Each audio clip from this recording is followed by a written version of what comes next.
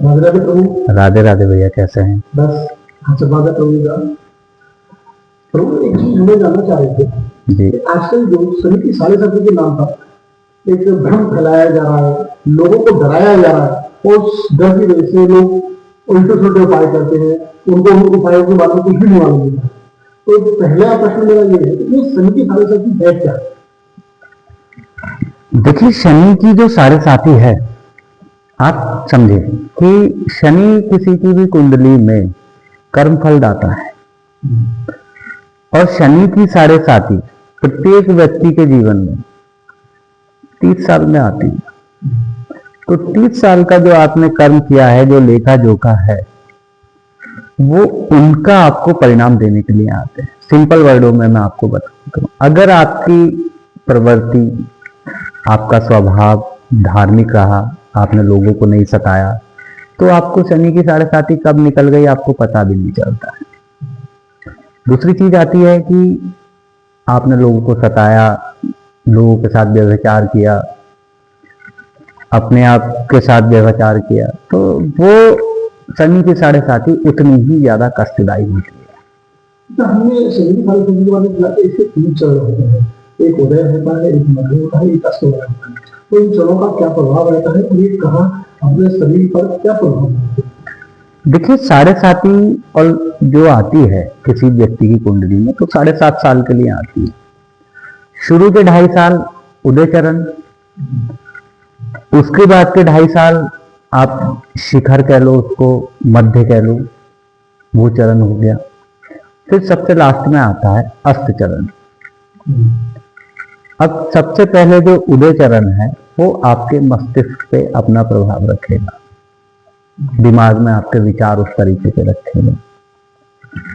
दूसरी चीज आ जाती है फिर शिखर या मध्य। तो उसमें क्या होता है कि व्यक्ति पेट से संबंधित रोग, पीठ से संबंधित रोग, मतलब आप समझें कि शरीर का मध्य भाग। और लास्ट चरण अस्त चरण जिसे कहते हैं, तो वो पैरों पे अपना प्रभाव रखता है। शनि की जो महादशा चलती है, या शनि की जो भैया बोलते हैं या साढ़े साथी होते हैं, इनमें क्या अंतर है? अंतर देखिए, साढ़े साथी जो है वो आपके कर्मों का हिसाब करने के लिए आ रही है। महादशा जो है, अगर शनि किसी की कुंडली में अच्छे भाव में बैठे हुए हैं, तो उस महादशा में व्यक्ति को अच्छे परिणाम प्राप्त होता है। और अगर अच्छी अवस्था में नहीं बैठे हैं, सपोज कीजिए किसी की कुंडली के 11वें भाव में बैठे हुए हैं, तो अगर अच्छी अवस्था में बैठे हैं, अच्छी राशि लेकर के बैठे हुए हैं, तो उनको वहां पर अच्छे परिणाम मिल जाएंगे। किसी की कुंडली के 10वें भाव में बैठे हुए हैं,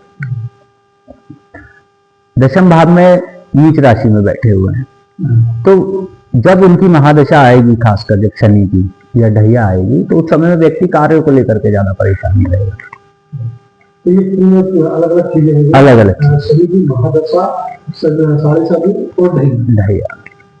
ये तो एक आम बोलचाल में हुई, लेकिन आपने ज्योतिष में हम जब इन बातों को करेंगे कि इनका निवारण क्या है, और जातक है उनको इसका मतलब कहीं किसी को बुरा फल मिल रहा है तो अच्छा फल कैसे मिलेगा, इसके संबंध में क्या चर्चा? देखिए, मैं तो यही कहूंगा कि शनि की साढ़े साथी में कोई भी जातक हो, उसको धार्मिक प्रवृत्ति अपनी अपनानी चाहिए। वैसे भी नॉर्मल भी वो धार्मिक प्रवृत्ति में ही रहे तो ज्यादा अच्छा है। फिर दूसरी चीज आ जाते हैं इसके उपाय पे। तो वैदिक में इसके लिए बहुत सारे उपाय हैं, लेकिन आप देखें कि आदमी भाग रहा है, समय नहीं है, किसी को आप उपाय बता दीजिए, पास रख लीजिए, पूजा पाठ कर लीजिए, फिर व्यक्ति कहता है सामने वाला मेरे पास समय नहीं। तो सबसे शॉर्ट जो इसका उपाय है, आप शनिवार के दिन छायादान करना।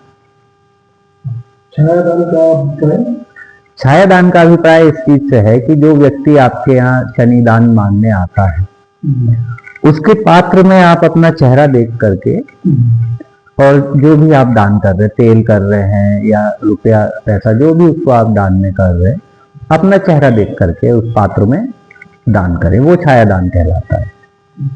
कोई सूक्ष्म और घरेलू उपाय जिससे लोग ज्यादा अपने दिमाग में लेकर के आए, लेकिन बहुत कारगर है, वह उपाय होगा?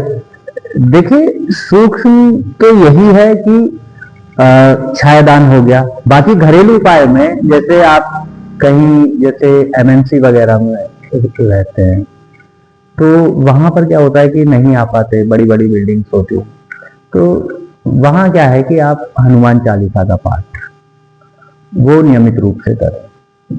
वो आप कहीं भी कर सकते हैं, घर में, ऑफिस में, तो वो आप कहीं भी कर सकते हैं। धन्यवाद प्रभु इस जानकारी के लिए देने के लिए।